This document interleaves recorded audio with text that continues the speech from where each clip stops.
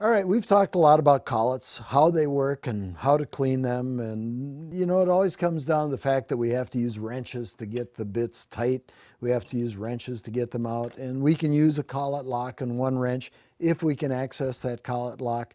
Where we typically have problems with these things is when we start dealing with routers and router plates and router tables, because it really gets hard to get at that lower nut when we're trying to take them out, and it gets frustrating.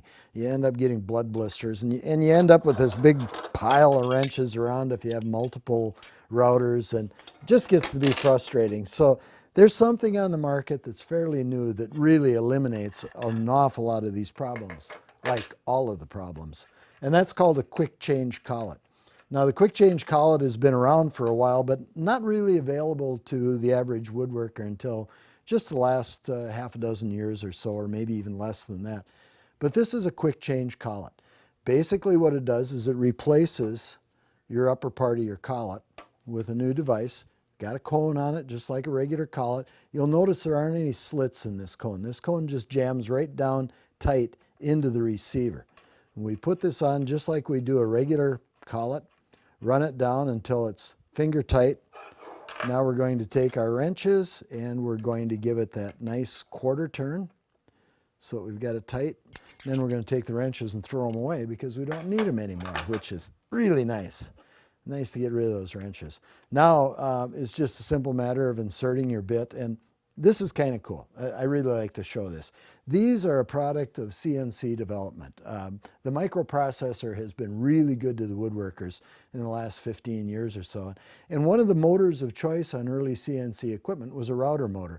And the industry needed a collet that was a lot easier to deal with than a typical jam collet like we have. So this collet was developed, and what made it affordable and easy to develop was CNC machining. That's kind of the ironic part of it. Which came first, the chicken or the egg? But these things are machined beautifully. They're balanced really nice. And to show you the machining on these, this bit is just being held up by the air that's moving around that shank as the weight displaces that air. If I put this bit in very quickly, it just acts like a spring until it bottoms out.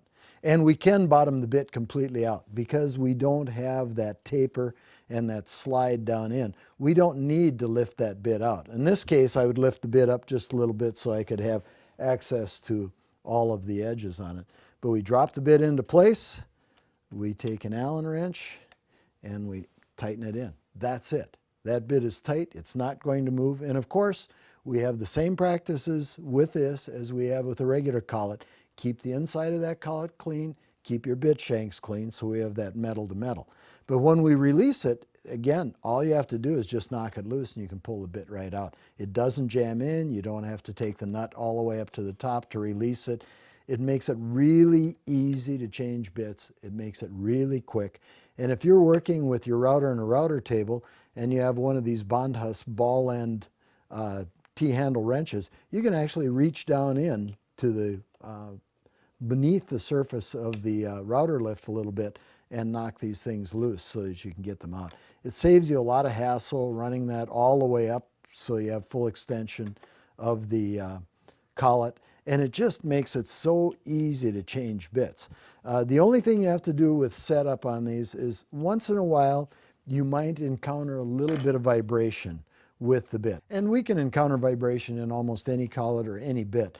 But on this, the cure for it is just to make a registration mark on your shaft and also on the collet. You're going to loosen that collet and you're going to turn it 90 degrees, tighten it back into place. And we want a straight bit, or even better, just a straight shaft in there. Tighten it up and run the router. If it's cured the vibration, fine. If it hasn't, again, loosen it. Now turn it the opposite way, 90 degrees, and tighten it in. Then you can go 45 degrees or 90 degrees or 180 degrees. Just keep moving it around until you find a smooth spot. But the odds are you're not going to have any problem with this. I've used a number of these and I've never encountered any vibration. These things are just so slick to use. You don't need wrenches. Your bits don't get jammed up, and it's so quick to change bits. They're just really a significant enhancement to your router. And these are only available with a 1/2-inch opening. No one makes one that is a purpose-made 1/4 inch. So what we're going to do is we're going to use one of these adapters that's made specifically for the quick change bit. You don't want to use a traditional 1/4 inch adapter for your typical collet because it tends to jam into place. It has different machining, different sizing, different slits in it. Just doesn't work the same. So you use one of the purpose-built and just drop it into place. I typically like to align one of the slits on the adapter with the slit in the collet, drop your bit into place, tighten it up, and away you go. And again, it'll release easily when you take it out. Again, make sure this is clean on the inside and the outside. Don't get it oily. To preserve it in between times, you can put a little covering on it, but make sure you clean it off when you use it. But this is how you can adapt a 1/4 inch bit to a quick change collet.